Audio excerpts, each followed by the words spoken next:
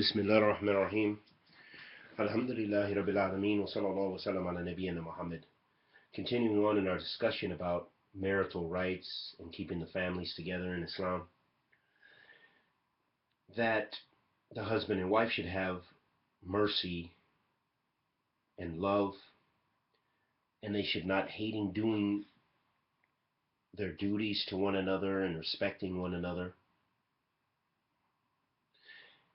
and that as long as the husband, he's doing his duty in striving to take care of his family, to clothe her, to provide all the things that she needs, her food, her drink, her clothing, her place, her dwelling place, then, and he's doing his best to do so, then she should be obedient to him and listen to him and respect her husband. And the Imam said, Imam Maqdisi, rahimahullah ta'ala said, he said, فَإِن مَنْعَهَا ذَلِكَ أو بعضه وقدرت له على مال أخذت منه قدر كفايتها وكفاية ولدها بمعروف. So then the Imam said, rahimahullah ta'ala, and he said, if, for example, the husband prohibits her from her rights, providing for her, or some of her rights, and he's able to give her her rights, and then if she is able to take from his wealth what is sufficient for her and for her children or child in accordance with the custom.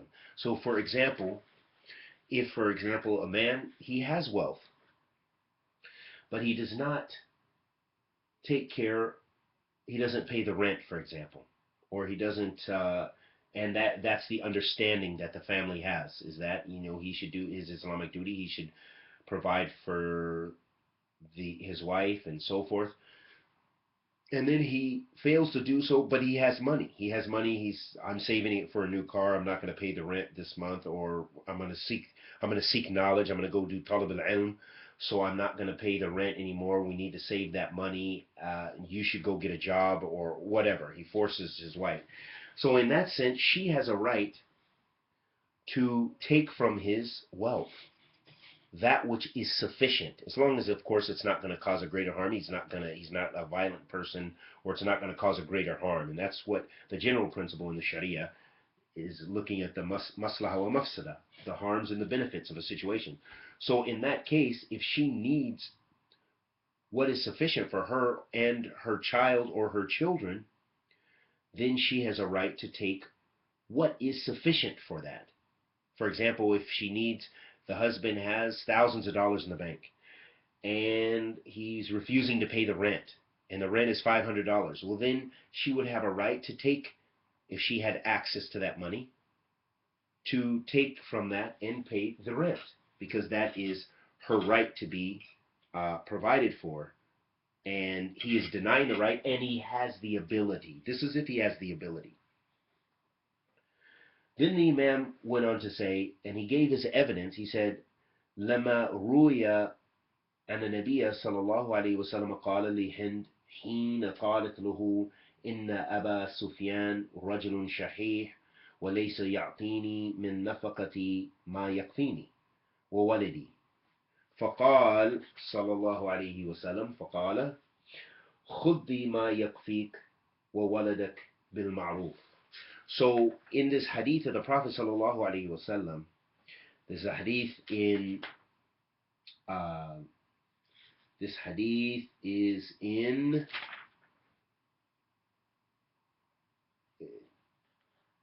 this hadith is I'm not sure where it's narrated, and we'll try to come back to that. But it's a hadith, a very famous hadith. Hind, the wife of Abu Sufyan, radiyallahu ta'ala anhuma,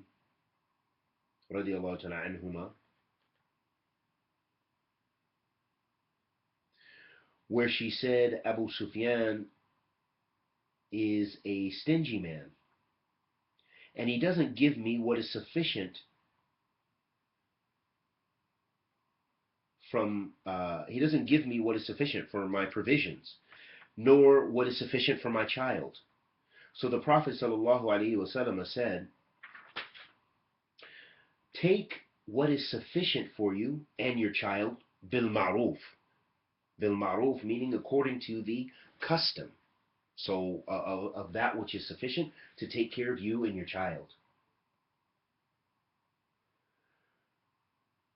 So if it is not, if she is unable to take due to some difficulty, or he prohibits her from that and prohibits her from her right, and she chooses to separate from her husband, then in this situation, the judge will separate the husband and wife. And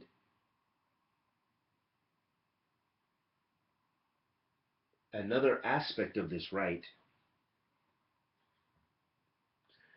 is in the case if the woman is very young, too young to give the husband his rights, or she's unable to have relations with him or whatever,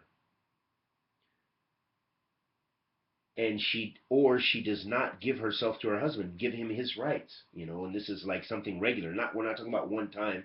We're talking about that this is something, habitual. Then, or she is not obedient to him in that which is an obligation for her to be obedient in. And the husband tells her to do, to come to him and this and that and the other, but she is just constantly disobedient. She leaves the house whenever she wants. She wears makeup and perfume, beautifies herself on the street, doesn't wear hijab, whatever the situation, disobedience, or she travels without his permission, then according to the madhab, then there's no nafaqah for her. Then there is no spending. It is not an obligation on him to spend to her because she is disobedient. She is a disobedient sinner.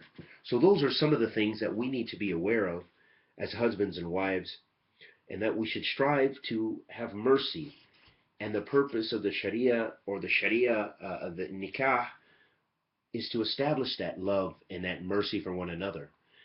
And something very important that we have to realize in the West, because the concept of nikah and some of these concepts are different for us and are foreign to us. So sometimes we are